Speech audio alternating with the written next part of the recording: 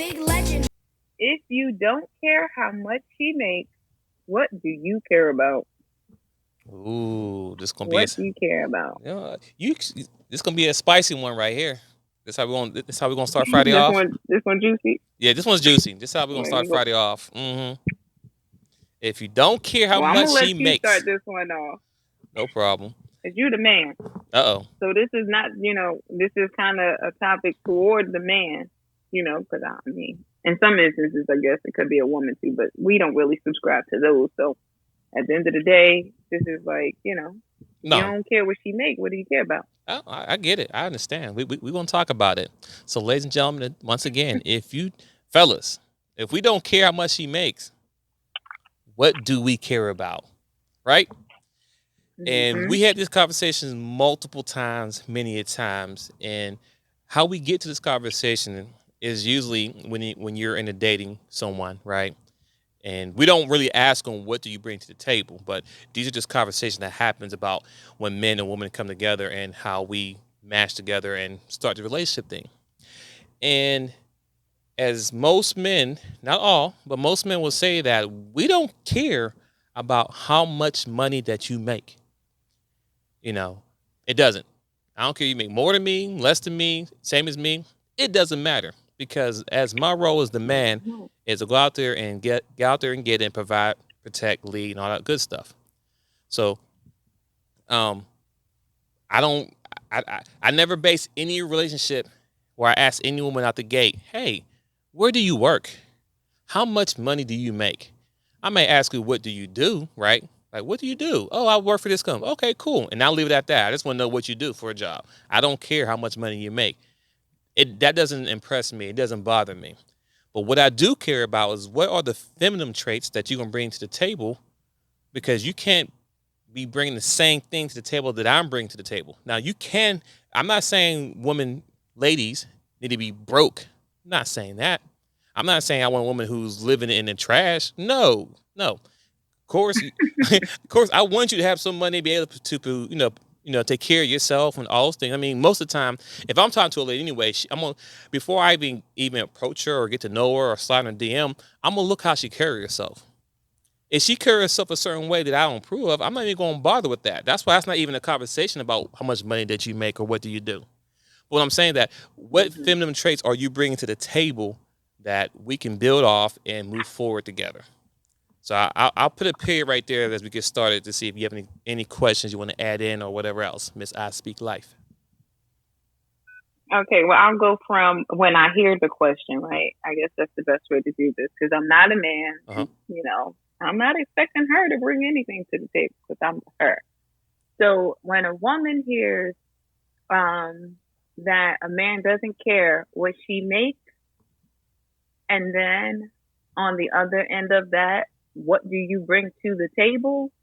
For me, it's just confusing, and I will be honest, I could sit here and say that, hey, I do this, I do that, or XYZ. I understand to have value in a person, and not this is not a money thing because money can come and go. I've had a lot, I've had none. So I understand that firsthand as a person, as an adult. And anyone that knows me, Miss I Speak Life, knows that I'm a firm believer in adulting. That's the thing. Learn how to be an adult, first of all. And what is an adult? Someone who's self sufficient, self reliant, and responsible and accountable. You know what I mean? Right. So, and the basic stuff, right?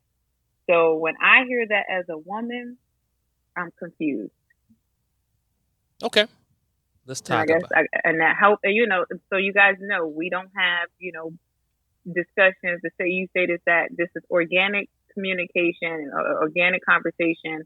And it's not saying that we'll always have the solution, but we always try to at least get to a place of understanding, progression and a solution. So Okay. I So am still confused, twin. I okay. am.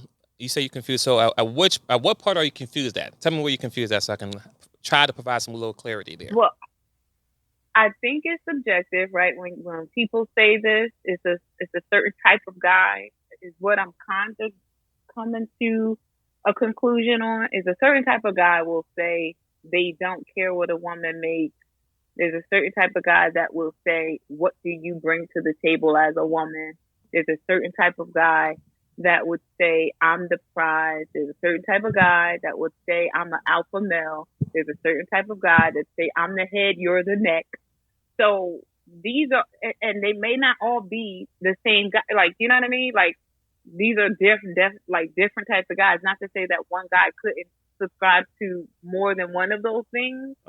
But when we talk about categories like we've had before, now I'm starting to see, okay, this is this type of guy. And then I can say, I'm not interested in that type of ideology. I'm not interested in that, or that's okay. I can kind of understand, where they're coming from. But I think just these things being spoken out loud to a woman confuses me. Okay, that makes sense. I understand now. So when we say, when I say, I can't speak for everybody. When I say I don't really care as far as how much money that you bring to the table, because I want to know, are you gonna bring respect to the table? Are you gonna bring love, compassion? Are you gonna be that stress reliever when I'm going through X, Y, Z? Those are things that we men want to hear from when we speaking to a woman, getting to know her, and we want to know what she brings to the table. If you're bringing the same energy that I bring to this table, if I'm stressed out and you're stressed out, who's going to be able to nurture each other? If we're both on 10 because we both had stressful days at the office or work, how are we both going to be able to make sure each other is okay? So most men, when we are looking for a woman, I mean, it's cool she has her own money, nothing wrong with that. But my thing is this: if that's the main thing that you have on your mantle, as far as this is what I'm a woman, hear me row, whatever. Okay, that's cool. You have good money, but how does that help me out as far as me being your man? Because regardless if you make more money than me or less money than me, you still want me to be your protector. You still want me to be the leader. You still want me to jump in front of, if a dog was running loose, you still want me to jump in front of you to protect you. If someone's breaking inside the house, you still want me to be the first one to see what that noise was. If there's a rat, you want me to go and catch it. If there's a bug, you want me to kill it. If there's a jar in the kitchen, you almost made me choke on my life. Don't die over there. If there's a jar in the house that you can't open, you want me to open that for you. So my point is, when we have these conversations about relationship, so it's about levels to this. Where am I going to be when you look at me every day? Are you going to look at me as someone below you because you make more money than me? Or are you going to look at me someone equal? That's where it really comes down to it. Because this is where the masculine energy come from. When men say masculine energy, this is what we talking about. We ain't talking about women who shoot guns. We're not talking about women who lift weights. We're not talking about women who play sports. No, we're talking about masculine energy because we need that buffer. We both can't be on 100% masculine energy at the same time. It's not going to work. It's called balance. So that's what we're talking about when it comes to. I don't care about your money. So if I make $100,000 a year and you make $100,000 a year, okay, now what? Where we go from there then? You understand what I'm saying? What do you bring to the table? Where do we go from there? Right. Where do we go from there? You know what I'm saying? That's the problem that we have. So that's why when you say, oh, well, I have this money, I run this business. Okay, cool. Mm-hmm. Great. Awesome. Congratulations. Go ahead. Mm-hmm. So is it a response that you all are saying this? Because that hasn't been my experience, right? My experience, and I am I will say maybe I've been under a rock, or, I was in a long-term relationship. So some of these things, did not even apply. They weren't in my, I didn't have conversations about them. Mm-hmm. And it certainly wasn't things that I was hearing on a regular basis.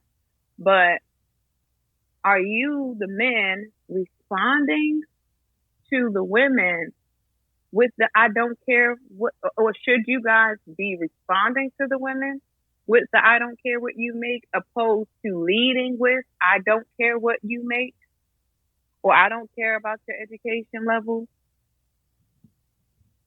Say that one more time. You understand what I'm saying? Say that one more time. So my experience has been that the men lead with, listen, I don't care what you make. I don't care how educated you are. Are you fit? Are you this? Are you that? Are you guys, do you think it'd be better, easier if you guys did not lead with the I don't care and respond, wait for the woman. Now, if the woman leads with, well, I got my own this, I got my own, my, and then let that be the response. Because I think what's happening from my experience for a woman like myself, it's like you turned off before you can even be turned on. That's true. Yeah, we could turn off very quickly. I'm not sure how that conversation would go.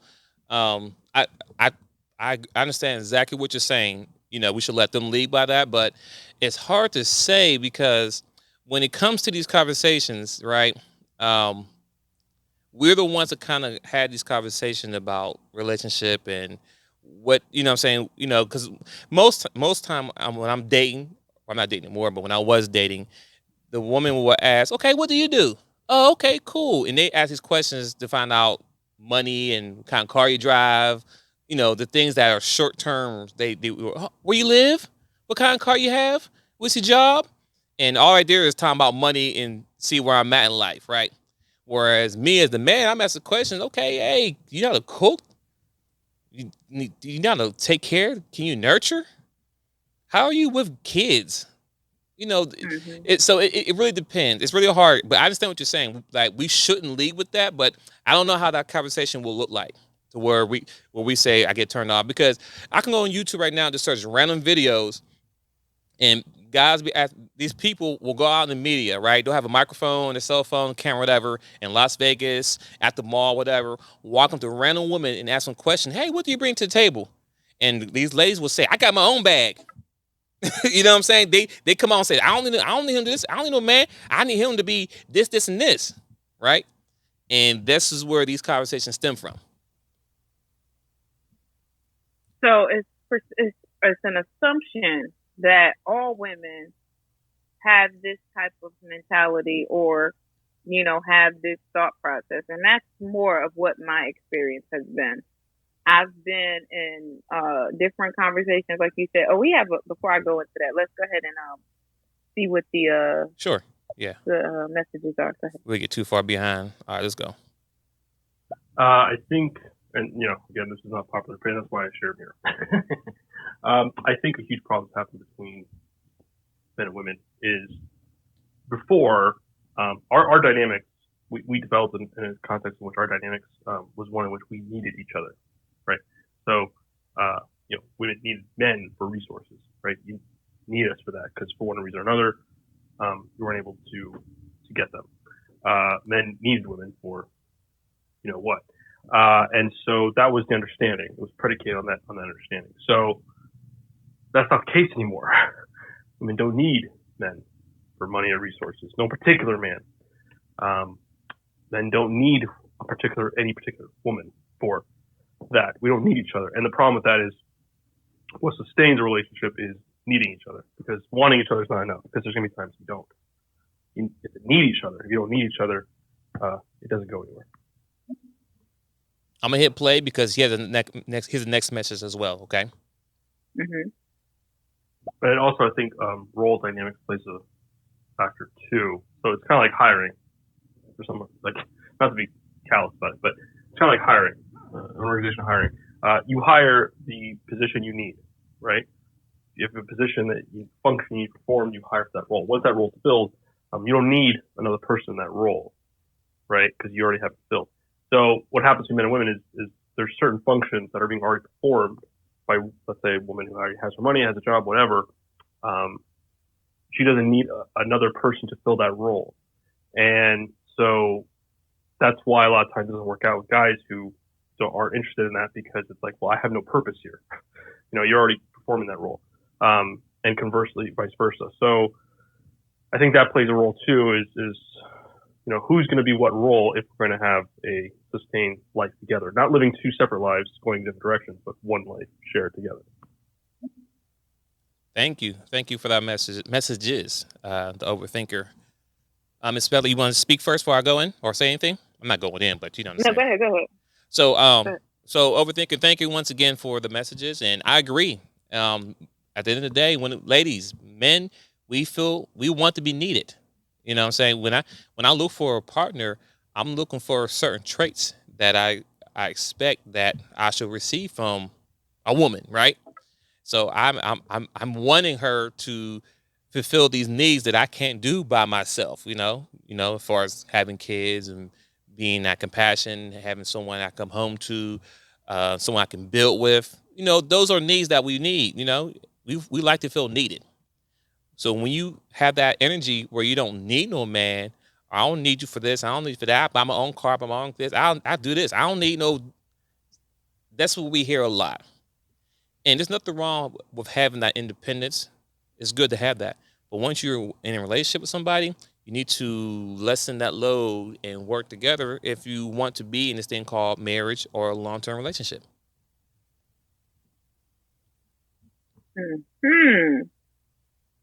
So, thank you, Overthinker. And Twins, of course. I'm going to say play the message. Okay. You're going to let it marinate for a second before you respond? No problem. All right. And these two are from the same person, so I'll probably do it back-to-back again as well. Let's see. I think all men feel a sense of unease in their guts about their women being smarter than them or making more money than them. And I think a better question would be like, why are we insecure about it? And somewhere in there, I'm still searching for the answer, like through history of books and neuroscience, etc. But somewhere in there is the thoughts of your friends and how they see you. You know what I mean? Like if you guys are both on the island alone, then somebody's bringing more resources. You're not ashamed of it. You're not ashamed that your woman is bringing in more resources. But there's something that's been perverted with like the idea of a whole family unit and the woman making more money than the man or being more educated, being an embarrassment to the man. What are you guys' thoughts on that? I'm gonna hit play. I'm trying to hold on. Okay, let me hit play and you can let it go. I would say that somewhere along the line we forgot that a male and a woman is just the man is implanting the seed into the womb of the woman and he's there to protect her while she's vulnerable during her labor and 9 months of pregnancy, and everything else is just societal. So it doesn't even matter who's making more money. Like, are you playing your role as your biological male to this biological female to create a biological home, a biological child, and make that move forward? But again, I feel like society has somehow perverted that. Like they make you think that to be a man you need to do this, that, and that, and to be a woman you need to be this, that, and that. When in reality, it's already been encoded what a man and a woman should be doing together inside of their genes, and everything else it's just societal. Thank you for the messages, Chris. Wonderful. Thank you for the messages. Miss SB Life, come on. The men want to hear from you. Overthinker, and welcome back, Bible Dad. Glad to have you back. Overthinker, thank you for your message. Glad to have you join us as well.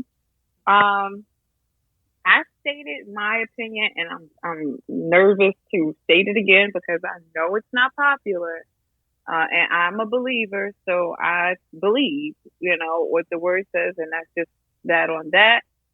But when I look at the roles, or however we word it, a man was created before a woman was created. A man was a whole man before a woman was created. A man was tasked with responsibilities and to be accountable. He was given instruction and all of these things well before a woman was created. When in fact, God saw that it was not good for man to be alone, that's when he went and created woman. And when he created woman, it did not require the man from neck down. It didn't require that man's whole left side or whole right side or left. It just took one rib. And I think that we make it more complicated. So in that sense, I do agree with both Bible Dad and Overthinkers, with the society and the white noise with the friends. Like, if you were on an island, of course you wouldn't even care. It's all about the white noise or the friends. And this is something I also said. But He took the rib and created the woman because it's not good for a man to be alone. Therefore, a woman was created to be the companion for that man, not to bear the burden with him, not to, belittle him or emasculate him or even work as hard as him or be in competition with him. None of these silly things. No. And we talk about femininity, and all of these things are really natural when you are aligned with a man.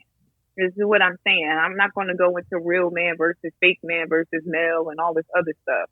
Just period. Like, I think it was Bible Dad said, the biological, male, the genetic male, like just period. When you're aligned with a man, there are certain things that just happen, regardless if you want to. You could be the snobbiest woman, the most hurt, broken woman. You could feel damaged. You could be insecure. And it's a man that could adjust your crown in such a way that you wouldn't even, it don't require you to go to this person, that person. It could just happen with a man. That's my belief. But when we look at what happens in today, you could fall in love with a woman and not choose that woman if she don't look like what's going to pass with the dudes, right? If you like, all right, she ain't got the fatty, she ain't got the perky boob, she got a gap in her mouth or something, she lost some of her edges or something, or maybe she got a couple rolls, I don't know. But you like her for real, and she completes you on a different level. Y'all can vibe, and you can have intellectual conversations with this woman. She stimulates your mind. She empowers you and pushes you to move forward, and she supports you and your ideas. She even laughs at your corny jokes. But you cannot get her past the boys, and you won't choose her. You'll go for the baddie because the baddie makes more sense. And on the flip side as well, because I'm fair here. The women too. Okay, homegirl don't want to go for the guy who's in the book, what they used to call a nerd. I don't think we use the term nerd anymore, but I'm an 80s baby. So whatever that is in modern day, and you wouldn't go for the good guy. Let me just put it like that. You wouldn't go for the good guy.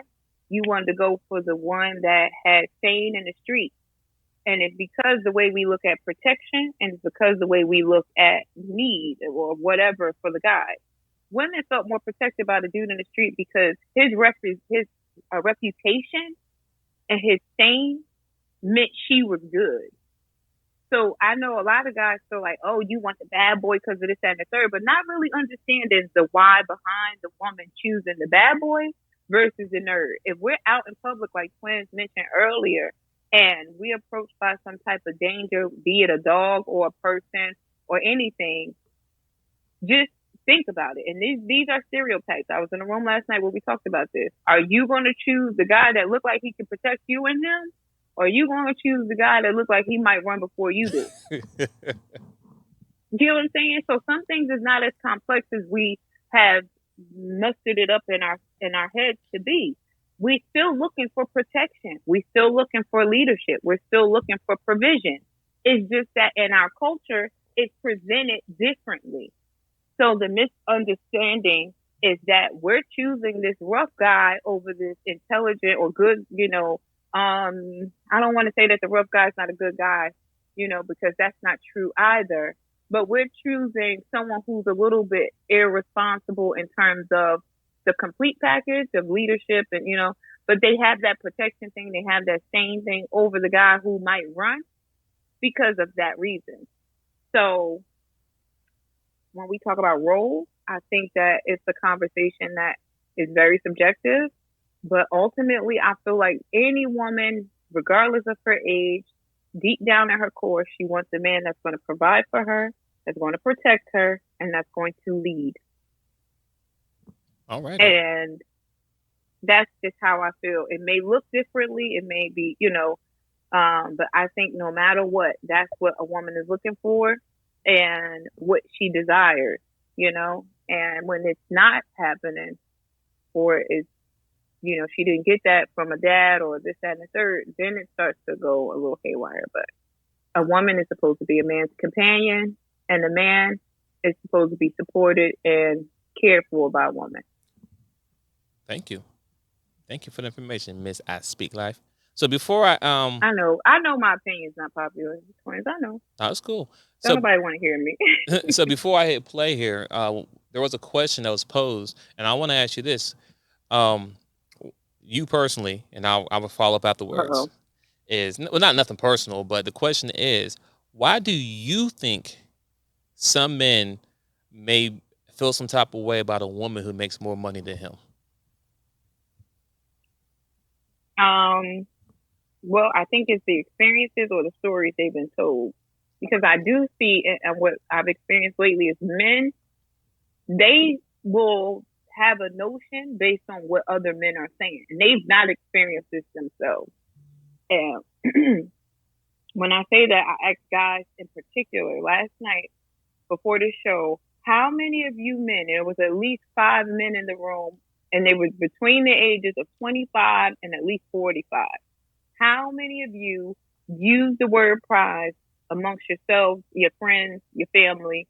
How many of you have actually led a conversation with these terms that you're so freely using now?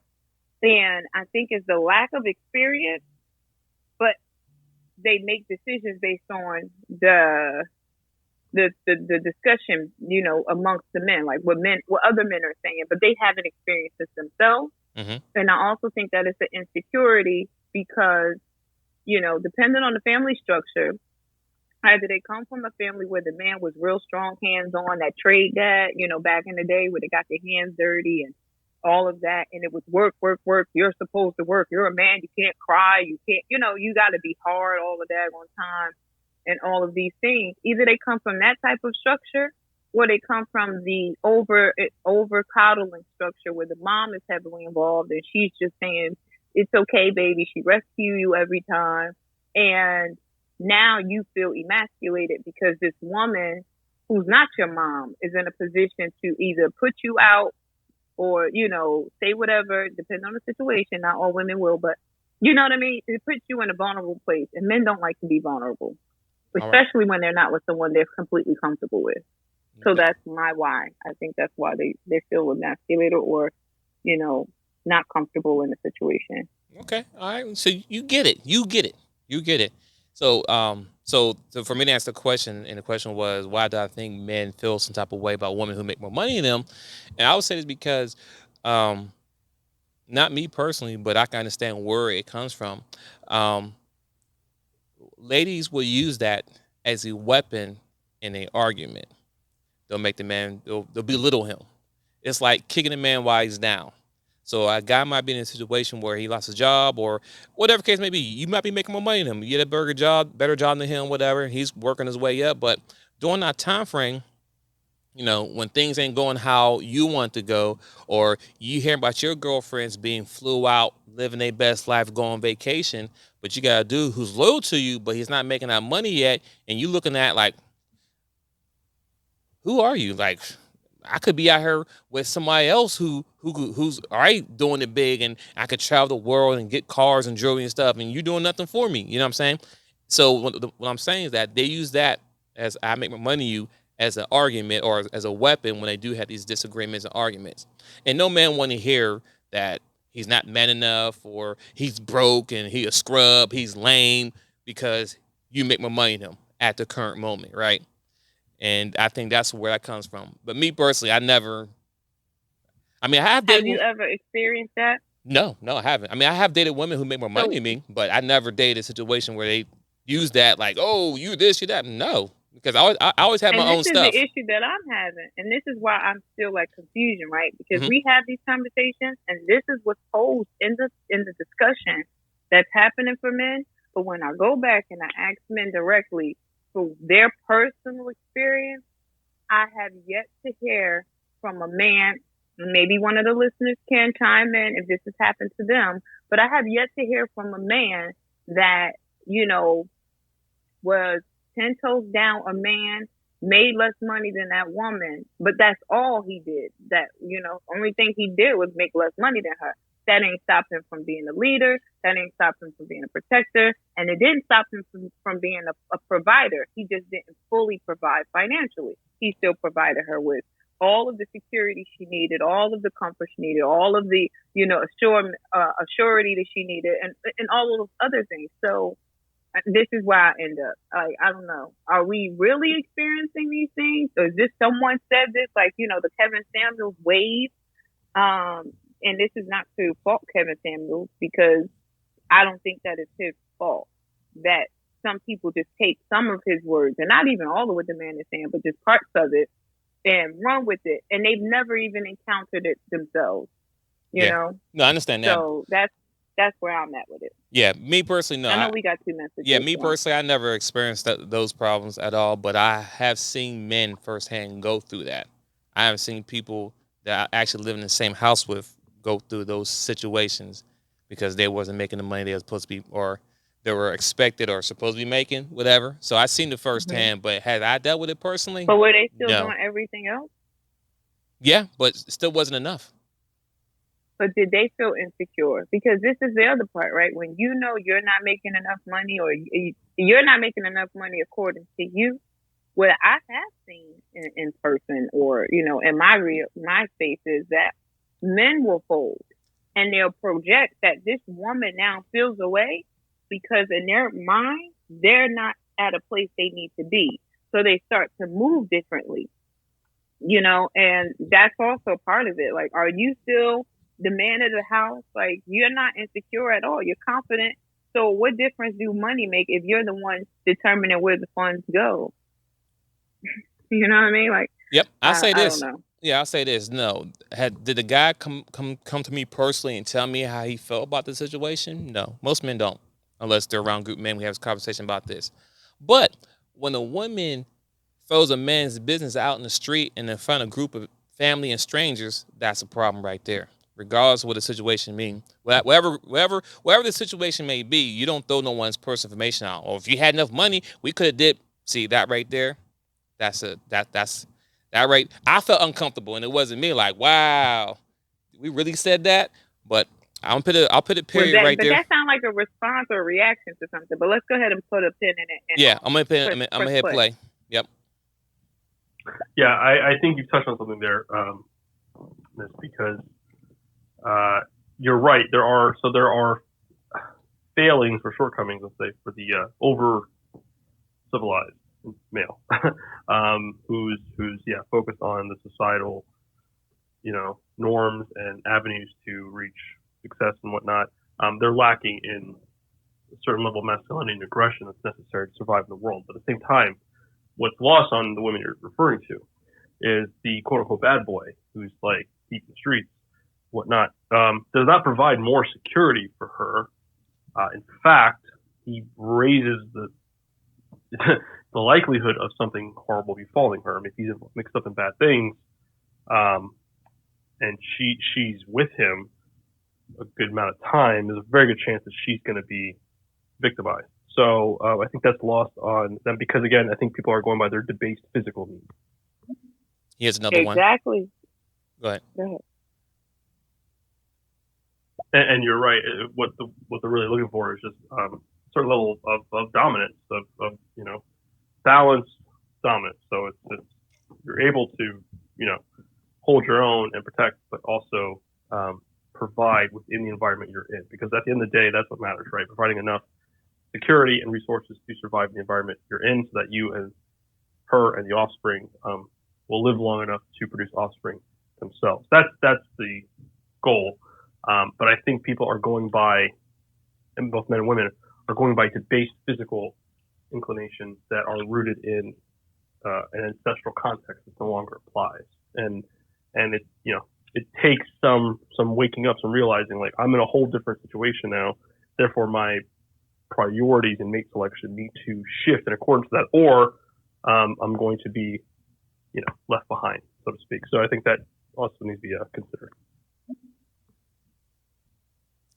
Thank you, sir, for that information. Thanks again, overthinker. You sound like an overthinker, which I can connect to. I'm an analytical person myself, so that's pretty cool. I think we get it. I think, we're saying the same thing. And it's unfortunate on both ends, right? Because honestly, like you said, in the long run, she's not going to be protected. But in the in the moment, if you had to choose, you like, listen, this joker gonna run before I start running. So what does that mean for me? And then if they were to balance it, by the time the bad life or the that street life catches up to you, you've already been in a situation with a person for some time, so, and I definitely agree with the fact that it's dependent on the environment, right? Because now, if and we did this little comparison last night when we were talking about stereotypes, so I don't mean to offend anyone when I say this, but if in fact you were in a different setting, a different environment, and it was someone who was in a blue collar or in a suit and tie, all these good things, you choose that guy over the one who looked like a street guy, but then the one who, is dressed all up, rob you blind because he took your money. He's educated in a way. And what they did was they used, who was it that stole all of those people money through the insurance company? Oh my gosh. I can't think of his name, but not too long ago, he did all of the embezzling, robbed those people blind of all of their money through the insurance company. And I don't even know if he did time, but charges were brought against him, but I don't think he was convicted. So the point is to say they can both be dangerous. A thief, right? A thief is a thief, but you would go with the guy with the suit and tie over the guy that looks like a thug, if you were bringing your money to the bank. But who's to say that guy is any more protection than this? You know what I'm saying? Right. So it's really, if we're looking at it, to me, we're still looking at it from a perverse way, back to like what a Bible dad was saying, because we're not looking at the value of people, period. We're looking at the outward appearance, and then we're trying to base it on, this, that, and the third, instead of just getting to know people when we're talking about relationships and things like that. So, yeah. But did you get my point? Like, okay, you go into the bank, are you going to give your money to the guy who looks like, he's in a beater and some baggy jeans and he say he worked here, or are you going to give your money to the guy with the nice, tailored suit and tie? Right. I mean, of course. But can they both rob you blind? They can. They can, and they will, and they have. That's why it's so important to really get to know somebody before you give them everything. Think about the money, give them the money, yourself, value. So yes, you have to, get to know someone, and once you get to know them, then you can decide what you're gonna give them. So I get that part right there. Yeah. So But I appreciate both comments. Oh yeah, definitely. In the interaction. My question. Oh wait, were you about to say something? No. Go into the next part. No, go ahead. You're fine. So, my question is, if in fact, we're not having these experiences ourselves, these are not our personal interactions and exchanges with people, why are we subscribing to these ideas? Oh, that's easy. I can answer that right away. The reason why we subscribe to these scenarios, whatever, because people need to be held accountable. I'm not going to sit there and watch something that's wrong and not say nothing. That's what keeps someone accountable. That's why. But how are you keeping them accountable if it's not something that's happening in your right now? Like, it's not your situation. So when we say, if a man is saying, I don't care what you make, but then is very upset at the fact that you make more money than him, it's because, what? Well, it depends on the level of the man that we're talking about, because I don't know too many men who has problems with a woman making more money. And hell, I know a lot of men. Shit, me personally, I wouldn't mind being when a lady makes more money. So any sugar mamas out there, hey, I have no problem. First of all, we're not even about to do that. But I'm just saying, this is a whole married man. Listen, I don't have a problem with a woman making money, because I'm gonna do my part. See, that's what comes down to it. People, play your role, do your job. Let's take the money away. Let's take let's take away your money, your education. Let's take away the man's money and education. Let's take it out. We have two individuals. What is your role?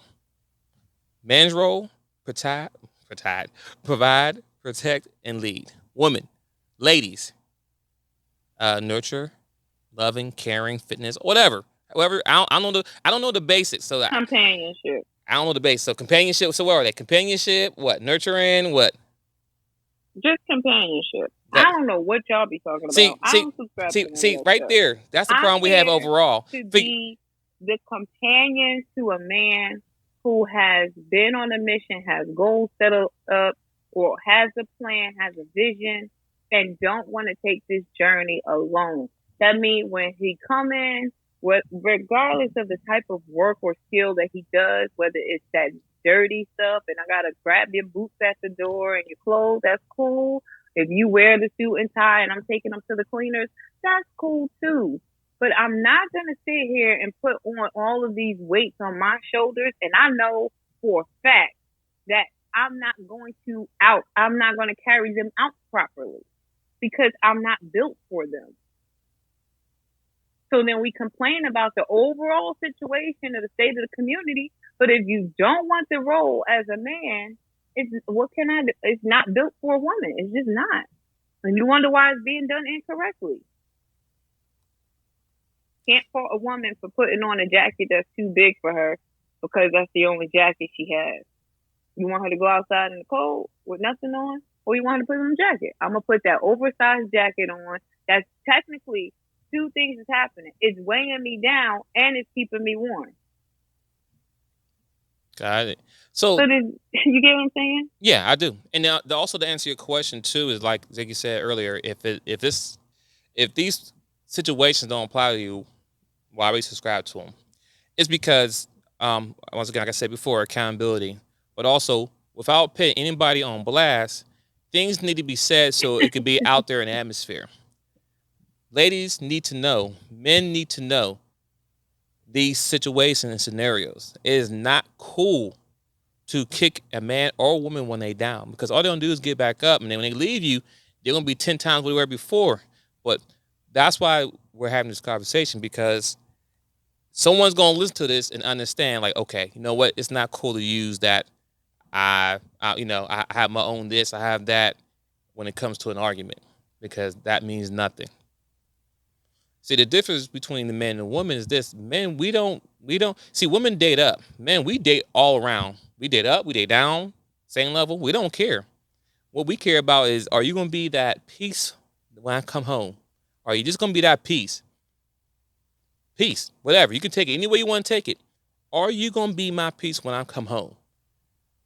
Will I be able to come home? And you know what that says to a woman? And am I lay my head on your lap? Go ahead. You know what that says to a woman? Because peace for you, twin, may look like one thing, and peace for the next man may look like something else, and peace for the next man is something else. And that's why I just fall back on women are supposed to be the companion to that man, because it's going to be different. Why? Because the man's vision is different. You may not subscribe to no hard labor position. You're not about to get out there working 40, 50 hours a week, sweating and carrying tools or whatever. You decided prior to, like, nope, this is what I want to be able to do, and I want to be able to do it this way. So there's a certain type of woman that's going to hear that vision, and it's going to connect. And you were able to find the woman for you to connect to that type of vision. You get what I'm saying? Yeah, I but do. Then we try to make these staples or these templates or these, what's the word I'm looking for? I mean, but these standards that don't really exist. But it's a universal standard, though. It's not. When I say peace, like you said, my peace is different from someone else's peace. But the job that. But how do you train the woman? No, it's not my job to train on. See, that's the problem right there. No. We're just speaking period, not your job personally. I know. What you guys are expecting that the woman be trained, but there's no way for women to be trained to be that piece for a man. See, that's the problem. So where do women go to learn how to be a piece for a man? That's what she's not supposed to learn, to be the piece for the man. She's supposed you said, hold on. to You learn said she's not. You said she's not supposed to learn that? No, because how could you? Because if you're trying to teach a woman to be the piece for a man, it would be based on the type of man that's teaching her. That doesn't make But if any you sense. teach a woman to be the company or accompany a man, that can be any man. If you know proper etiquette, like back in the day, they used to have the pageant, and this is why they would do these things, because girls needed to know how to be ladylike, right? It wasn't about being a particular type of lady. It was about being ladylike. Because if you're ladylike, you can attract any type of man.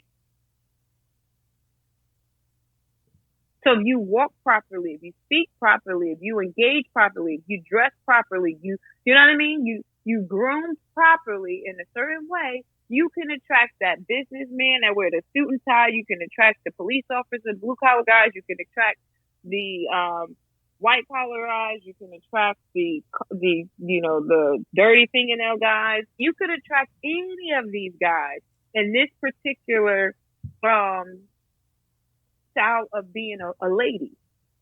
And I know that to be true because even some guys to this day will say, would say, I don't want a woman, I want a lady. Because they think that what they acknowledge with woman and lady is the etiquette, how she carries herself. I see we have a message before I go on my tangent. All right, Maple. Hello, my name is Dimitri. Very nice to meet you. I have not met you, but I do not care. I have been watching a bunch of American YouTube videos and mainly gaming like Fortnite and Warzone content. Yes, these games are very cool and we have these in Russia. I would like to get to the point. Yeah. Yeah, so I'm going to go ahead and go on my tangent because Yeah. I don't know what he's I don't know where he about. was going with that. I was reading through it like, okay, where you going with it? Like, nah. Go ahead. Continue what you were saying. No, if you're going to leave a message, we don't really do trolling well on this particular show. It's not that show. If you read the hashtags, which one will change to knowledge instead of education, just know that that's really what we're trying to accomplish here. Right. So, yeah, when we think about it, now just entertain me for a second, twins, right? Yep.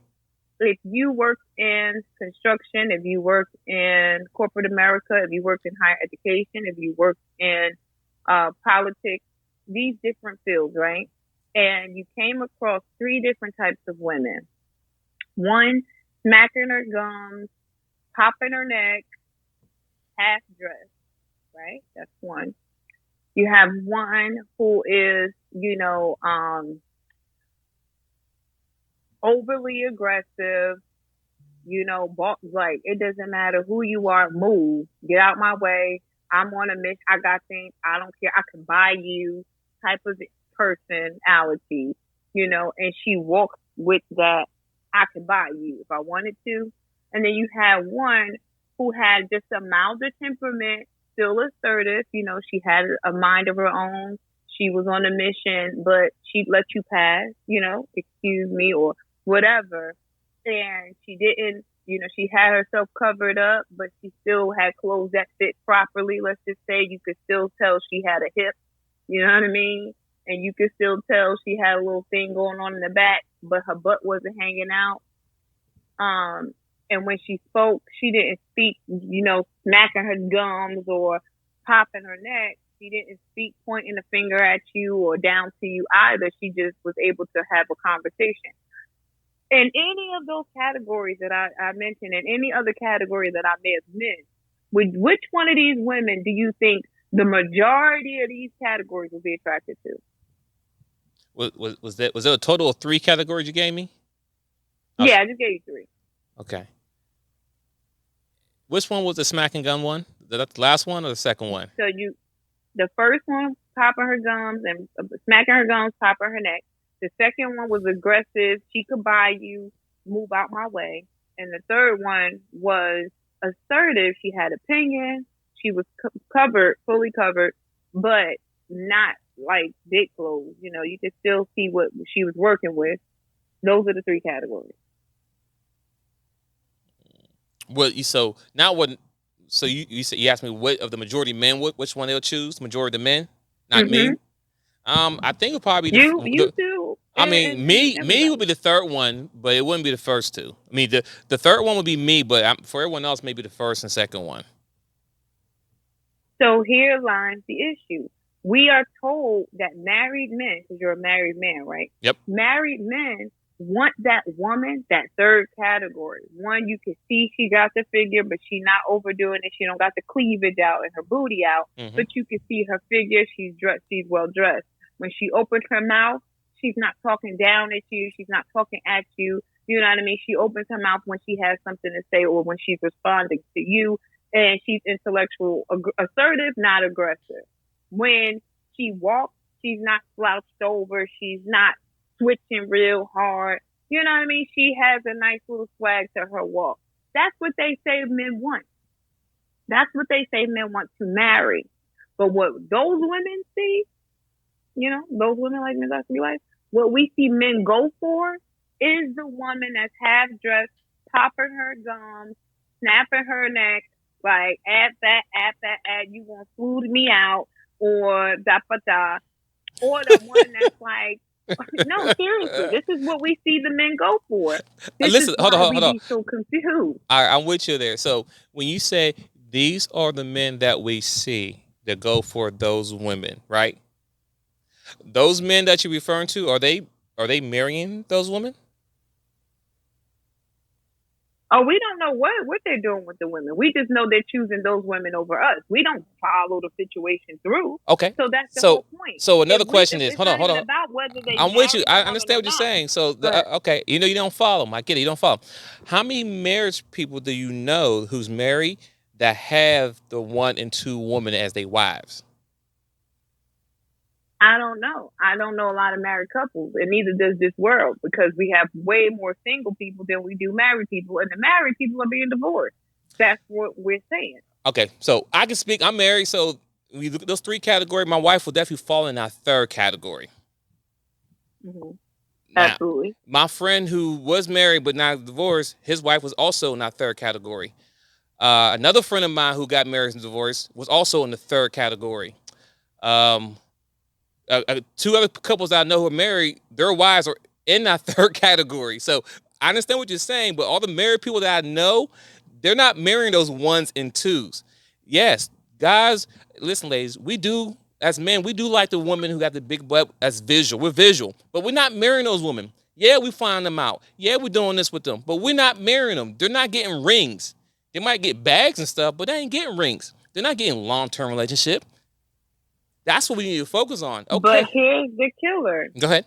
But then y'all married a woman from the 3rd category and then divorced her. Why? Because you really want 1 and 2.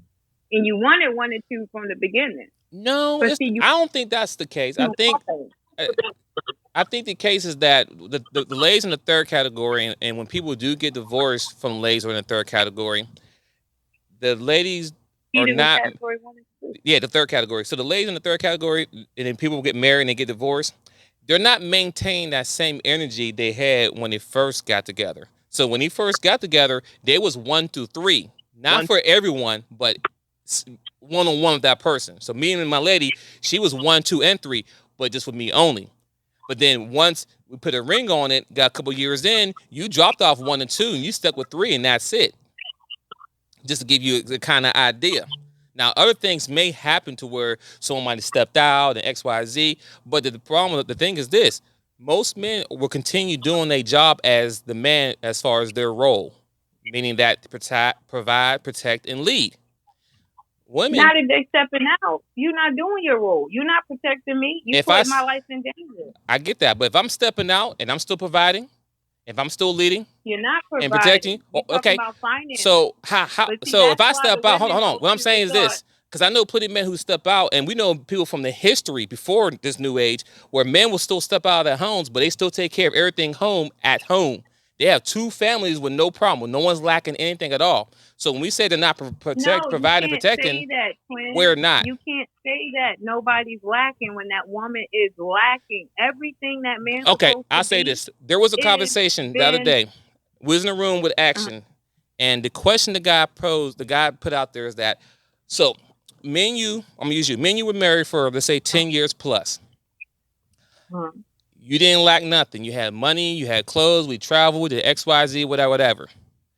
Come year 12, somehow you find out I had a whole nother family on the side, right? The question is, so what changed? What changed is you violated me. Everything about our relationship is now questioned. Everything about my identity of who I am, because what you guys, the men, don't understand is that's what the woman is really attached to. Her identity you become a part of her identity, not really the other way around. But that's all questionable now. Everything is left to question. Her security is gone. She then becomes insecure. Her affirmation or knowing and being secure, and the family itself and what she brings and she does for you, everything is left for question at that point. Okay, so pretty much what you're saying. So what you're saying that her feelings is the only thing that's being impacted, because everything else is still being taken care of. No, not just her feelings, her identity. How do you go feelings from identity? This is the whole problem we're all having. This identity crisis is bigger than feelings. So how's the identity being changed? I want to know how's the impact. So what's the impact of her identity? What changes? Okay, so this is what I'm trying to explain to you. See, you want it to be the same for a woman as it is for a man, but it's not. It's very different. And that's one thing that I don't understand. It's very confusing because on one end, I'm the man. I don't care about this. I don't care about that. I'm willing to take on everything. But at the same time, you want equality with the women. You want them to be able to be emotional on a certain level as you guys and logical on a certain level. It don't work that way. If you step out on that woman's world is interrupted. Because remember, and you asked me the question, and my belief says that the woman came from the man's rib. She's a piece of that man. Her whole world is disturbed, not her feelings, because she could probably get over the feelings part, but she won't understand the whole big thing that will be questioned. It would be a big old question mark. Who is she? What did she do? What could she have done? How am I, just a whole bunch of, she's not secure in any way. She's not no way, shape, or form. That's just how I feel about it. If you want to step out on that woman, you need to go to that woman, give her option if she wants to deal with you stepping out on her. Other than that, just know that you are violating that woman completely. It's not light at all. And we try to make it like, well, I'm taking care of everything else. We just talked about if a woman can make more money than you, then she could take care of that. She's not with you for you to take care of the home. She's with you because she's accompanying you. She's following you. She's supporting you. So when you do that, it's just like, again, I won't ever understand, I guess, because society has made that very light. We have no sensitization. We are desensitized on, cheating so much so that it's almost like, well, he's going to cheat on you anyway, so you might as well, have the woman in the house with you. Dumb stuff. Like, no, it's a violation, especially if you made vows. You violated the contract, you violated the wife or the husband, whichever way it goes, because it's not one-sided. And you definitely have tempered with the identity of that person, because you guys are Mr. and Mrs. She then becomes Miss. So that's the identity. So what is the violation that was broken? Did you put your energy, your funds, and your penis somewhere else? That's 3 violations. Whose violation, though? It depends on who's doing the cheating. If it's the man cheating, he violates his wife. If it's the wife cheating, she's violating her husband. Right. I understand that. Now, It doesn't matter who does it. What I'm saying is, what is the violation? Where does the violation come from is what I'm asking. Regardless who does it. The violation is in the act of cheating. Did you give your energy to someone else? Did you share your funds with someone else? Did you stick your privates or open your privates to someone else? That's 3 violations. I know we got 3 messages. I know we on the tangent. We on the road, guys. I know. We're going to come back and get y'all. Yeah. I'm going to hit play. They're all from the same person, all back to back. So I'm going to let them go through, okay? Okay, go ahead. Yep. Yeah, there's a narrative between the two types of women prevalent amongst the male culture, which is the classy woman who has herself together. Like that's the one you want to show off. But then there's this story throughout our narrative of like if you see a hoe, you just gotta fuck her. Like it's just that's what you're supposed to do. So it's this peer pressure to to be a part of the guys and have a body count, but also like when you're out of that, like you start to want like an actual woman, a real wife, and you don't realize as a man that you've so much trained your whole biology to respond to the woman number two, the hoe, that you it's so hard to untrain, and that's improper training in that. There's this thing that I've noticed where men tend to blame other women for the fact that they've agitated them sexually. And I know there's a narrative amongst our culture, our male culture, of saying like what can you do about your sexual impulses? Like there's nothing you can do about it. But even just saying something like that, it's like you're already surrendering power over your sexual impulses to someone else. You know what I mean? Like I feel like the narrative should be like, yeah, I have sexual impulses, and it's easy to have it being taken advantage of, and so it's more important for me to express it with someone that I feel safe with someone that I can get it with all the time. I don't have to go here and there. I can just have a wife and we can practice our sexual experiences together. But that's not a conversation that I hear that's happening as of yet. We go off in the world and we try to make money, but then we don't realize that the money is for our family and our kids, for them to be able to continue. And whatever's left over is for us to enjoy. What's the point in being away from your family because you're trying to grind and make it happen when you're not able to share it? You're alone in your grinding. Like, really, God put women there with you so you won't be alone in your ventures, but also so you can have kids so you won't be alone in your ventures. Like, that's the way you pave it forward. But there's something in this capitalistic America society that teaches, at least black men, I don't know how they did it. It was probably in their own European understanding of like, go off and go make that gold and forget about your family. And so they taught us that we're supposed to be away from our family, but we're still providing for our family. It was really, that's leaving the whole family in a vulnerable place. Thank you for the dialogue. Ms. I Speak Life, you there? Oh, I already screamed. Agreed. All right. I forgot I was on mute, but agreed. You guys know I eat ice, so every once in a while I go on mute because I don't want to chew ice in your ears. But I thank you again. What was that, Bible Dad? Yeah. For the comment. I agree. It's a lot of white noise. It's a lot of mistraining going on. The words say train up a child in the way they should go and they won't depart from it. Well, guess what? That's exactly what happens. And if you don't understand that you're being trained by the people around you, then that's something I'm not trying to help you with. You got to go do some research on your own for that. But yes, we're all trained by the folks that raise us, or, the adults that impart in us, on our upbringing. So it's